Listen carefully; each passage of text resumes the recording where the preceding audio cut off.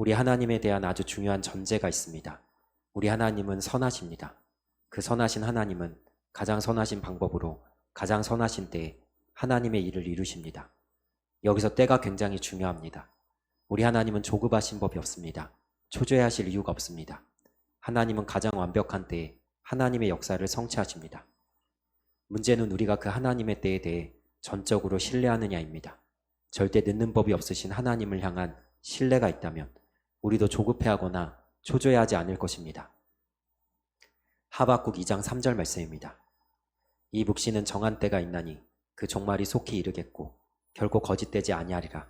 비록 더딜지라도 기다리라. 지체되지 않고 반드시 응하리라. 아멘. 우리가 생각할 때 더딜지라도 지체되지 않고 반드시 응하게 되어 있습니다. 그러니 우리는 믿음의 눈으로 기다릴 줄 알아야 합니다. 오늘 우리가 살펴보는 말씀은 아주 먼 훗날의 이야기입니다. 남유다는 바벨론에게 망하게 될 것입니다. 바벨론의 포로로 끌려갈 것입니다. 하나님께서 그 바벨론을 심판하실 날에 대한 내용입니다. 바벨론이 초강대국으로 위세를 떨치겠지만 하나님께서 바벨론을 흔적도 없이 사라지게 만들 것입니다. 우리 하나님에게는 때가 중요합니다. 갈라디아서 4장 4절 말씀입니다. 때가 참에 하나님이 그 아들을 보내사 여자에게서 나게 하시고 율법 아래에 나게 하신 것은 아멘. 때가 찼기 때문에 하나님의 아들 예수님이 우리를 위해 이 땅에 오셨습니다. 하나님이 정하신 때에 일이 이루어졌습니다. 가장 선하신 하나님이 보시기에 가장 선하신 때에 하나님의 일을 이루신 것입니다. 주님도 이 때에 대한 말씀을 하십니다. 요한복음 13장 1절 말씀입니다. 유월절 전에 예수께서 자기가 세상을 떠나 아버지께로 돌아가실 때가 이룬 줄 아시고 세상에 있는 자기 사람들을 사랑하시되 끝까지 사랑하시니라. 아멘. 예수님은 때가 되어서 이 땅에 오셨고 이제 때가 되어서 십자가를 지시고 죽으실 것을 아셨습니다. 모두 다 하나님의 때에 이루어지는 것입니다. 실제로 요한복음에는 유대인들과 예수님에 대한 논쟁이 많이 나와 있습니다. 심지어 유대인들은 예수님을 죽이려고 합니다. 그러나 때가 되지 않았기 때문에 그들은 예수님에게 손댈 수조차 없었습니다.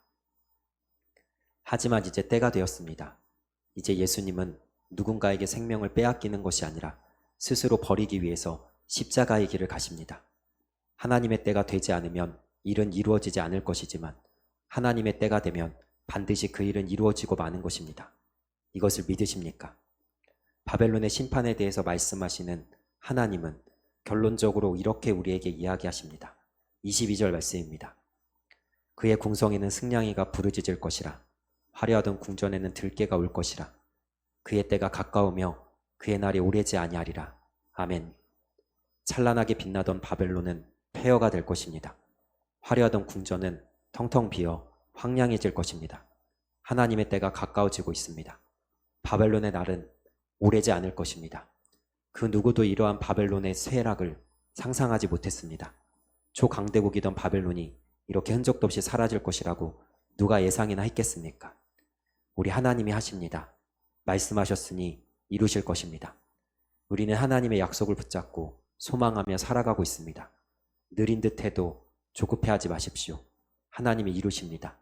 더딘 듯해도 초조해하지 마십시오. 하나님이 지금도 모든 역사를 이끌어가고 계십니다.